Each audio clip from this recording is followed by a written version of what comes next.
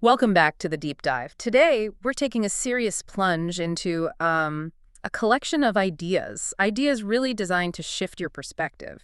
Yeah, we've got sources here from Brianna Wiest's book, 101 Essays That Will Change the Way You Think, And our mission really is to pull out the core nuggets from these essays, the ones that challenge the sort of conventional wisdom many of us live by.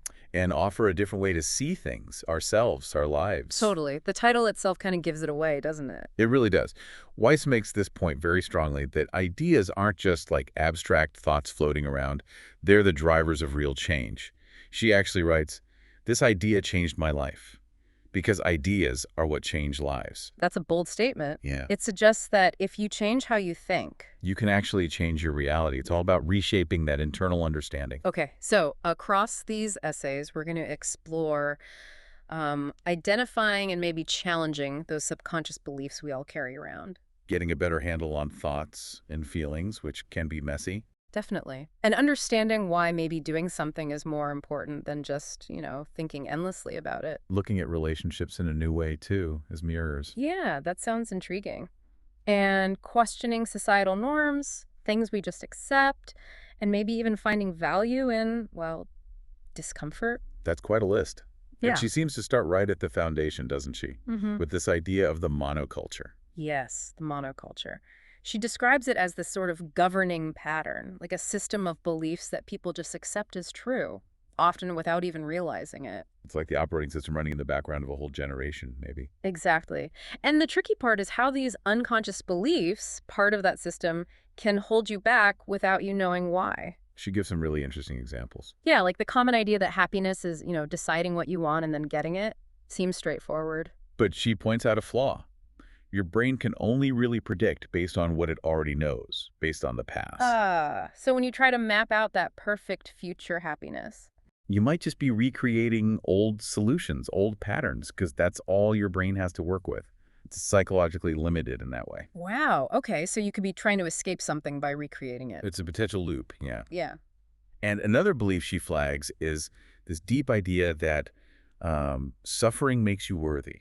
Oh, that one lands. The feeling that you haven't really earned something good unless you've, struggled hard for it. Right. So if something good comes easily, it can feel wrong, undeserved. Yeah, or uncomfortable. And that often connects to needing validation from outside yourself. She says if your sense of worth is all tied up in what other people think or what you achieve. It's never really yours. It's externalized. Exactly. So we've got these potentially limiting beliefs bubbling under the surface from this monoculture, but she also mentioned something kind of hopeful early on. The ability to just sense when something isn't right in your life. Yeah, even if you have no idea what would feel better, that little gut feeling. That's crucial, isn't it? That internal nudge. It's maybe the first sign that the standard programming isn't working for you anymore. Before you even have a conscious alternative. Okay, so that leads us from the subconscious stuff into our inner world, thoughts, feelings, the whole tangle. Right. And she's pretty direct here. She said you cannot think your way out of pain. That feels wrong somehow. Aren't we supposed to analyze our problems, figure them out? And maybe that's part of the monoculture again. She uses this great analogy. Okay. It's like seeing a signpost pointing the wrong way on a road. Trying to change how you feel because it's uncomfortable is like getting out of the car and trying to physically turn the signpost around. Instead of just reading the sign and changing your direction. Exactly. The feeling isn't the core problem. It's the signal. It's information. Okay. So the work isn't forcing yourself to feel happy or calm? No, it's about listening. What does this feeling try to tell you? What deeper need or misalignment is it pointing to? Understand the message. Don't just shoot the messenger. That makes sense.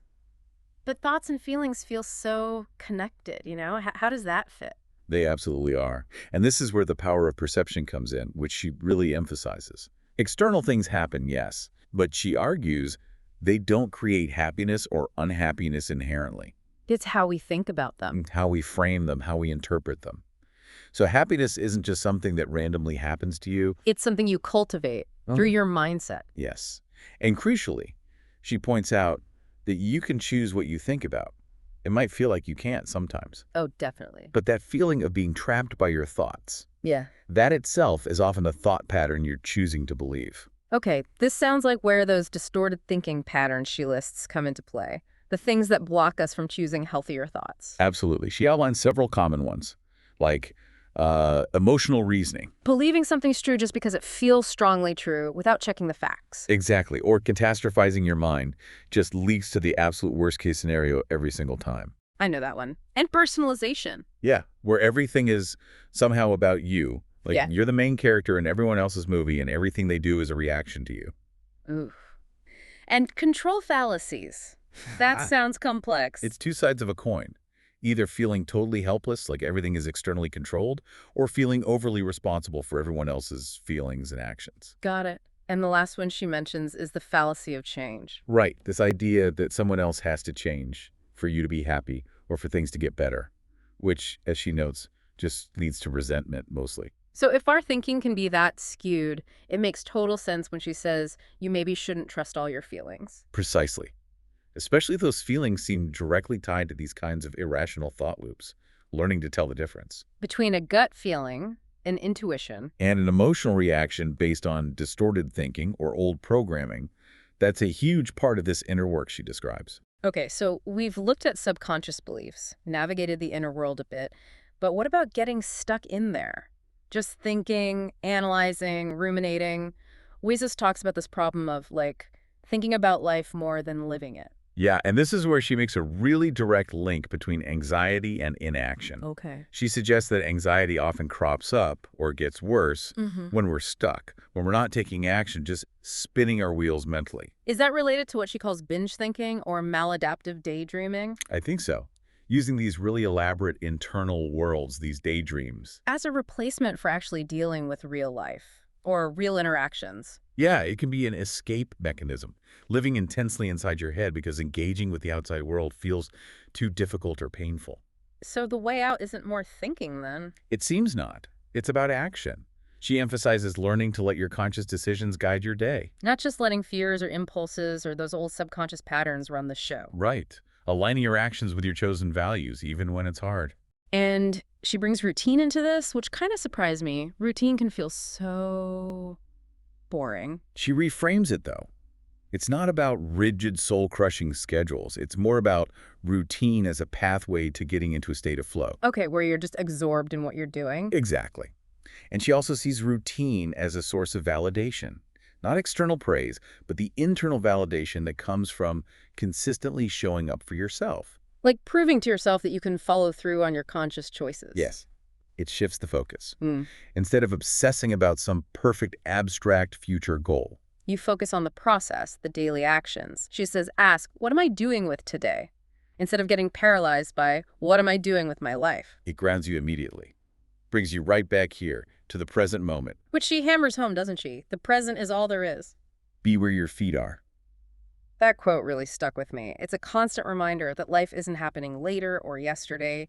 It's right now. This is it. Okay, shifting gears slightly, but still very present in our lives. Relationships. Wiest has this maybe challenging idea here that every relationship you have is basically with yourself. That's a really core concept in these essays. It's pretty profound when you sit with it. How so? Well, the way you interact with people, the dynamics that keep showing up, the things that really attract you or really repel you in others. She suggests these are often just reflections, mirrors showing you parts of your own inner world. So if I really admire, say, someone's courage, she's saying that might be reflecting a courage I have or one I really want to develop. Exactly. And the flip side, too. The people who just drive you crazy, who push all your buttons. They might be highlighting something unhealed in me, a blind spot. That's the idea. So Yeah. the purpose of a relationship, in this view, isn't finding your other half or someone to make you happy forever. It's more about growth, self-discovery. Yes, primarily. Relationships serve to make you more aware. They show you things about yourself, good and bad, that you probably wouldn't see on your own. That really clicks when you think about the expectations we have. She included that list, didn't she? Things we expect of others, but rarely consider changing ourselves. Oh, yeah, like demanding total honesty from a partner while maybe fudging the truth ourselves sometimes. Or judging someone really harshly for being, say, insecure when we have our own deep insecurities we don't want to look at. It's a powerful mirror, like you said. It shows the gap between the standards we apply outwardly and how we operate inwardly. Yeah.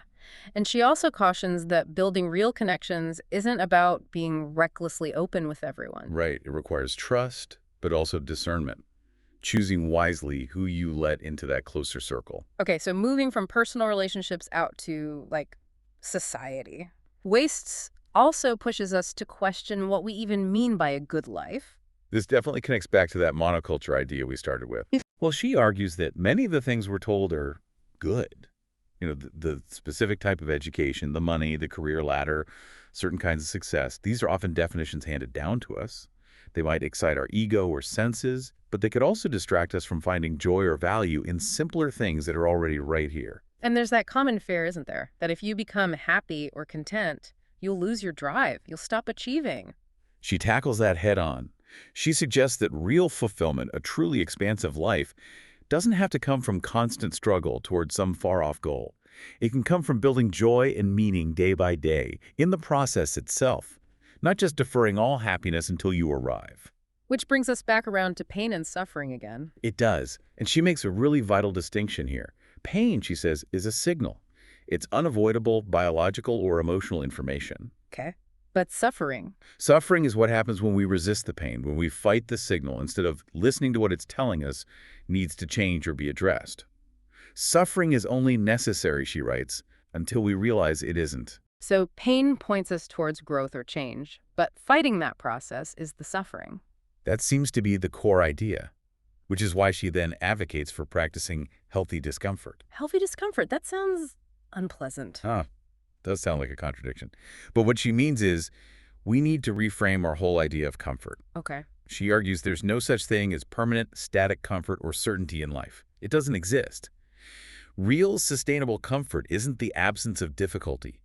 It's the ability to adapt when difficulty arises. It's resilience. So life isn't about trying to make everything perfectly safe and predictable. No, it's about being willing to try anyway, to move forward despite the uncertainty, despite the lack of guarantees. Leaning into that discomfort in healthy ways is actually how you grow stronger. Wow. Okay, so all these threads, challenging beliefs, understanding our inner stuff, taking action, relationships as mirrors, questioning norms, embracing discomfort, it feels like they're all building towards something, towards living more consciously, a process of becoming. Exactly. A really central theme is agency. You're not just passively experiencing life, you actively decide what defines your life. So feeling lost isn't about being on the wrong road necessarily. She suggests it's often about giving up your control, forfeiting your power to choose your response, maybe not wanting to accept things as they are, and write your own story from there. And she brings in this word metanoia. What's that about? It's Greek, meaning more than just changing your mind. It's a fundamental shift, a change of heart, self, or your whole way of life. Like a personal revolution. Kind of. And often, she says, it stems from one really core, sometimes difficult realization that you and only you are ultimately responsible for your life, for your inner state. You can't rely on external things, a job, money, another person to give you that deep, lasting peace. Right. That peace has to be built from the inside out. It's an internal job. Which totally reframes loving yourself, doesn't it? It's not just a warm, fuzzy feeling. Not at all. She defines self-love as action. Like what kind of action? The action of standing up for yourself. The action of having the courage to keep going when things are tough. Or maybe the courage to quit when something truly isn't right for you. The action of choosing joy, even knowing life is temporary. It's about behaving like someone who respects himself. And ultimately, she suggests it's about becoming the kind of person who is capable of creating and deserving the life they genuinely want. Your life unfolds based on what you truly believe you deserve. In proportion to that belief, yeah. Not just what you intellectually think you should have. It's this ongoing, sometimes challenging, but also amazing journey of awakening to who you really are, even if you spent time denying that person. Wow. Okay. That was definitely a deep dive. It feels like the core message running through all of this from Wiest is about looking inward, first and foremost. Yeah, questioning that external programming, that monoculture. And then taking conscious action based on that inner understanding. Seeing our experiences, especially relationships, as feedback. Redefining things like success, comfort, even pain, on our own terms. It really all seems to boil down to the power of choice, doesn't it? Choosing how we think, what we focus on, how we perceive everything. It puts the power and the responsibility squarely back on you, the individual. So if we were to leave listeners with one thought to mull over from all this. Weiss says clarity comes from doing, not just thinking about doing. Right. So maybe the question is, what's one small action, just one thing you could do today, like right after this, that might reveal something new? Something you couldn't possibly have figured out just by thinking about it. A practical challenge based on all these ideas. I like it. Me too. Thanks for taking this deep dive with us today.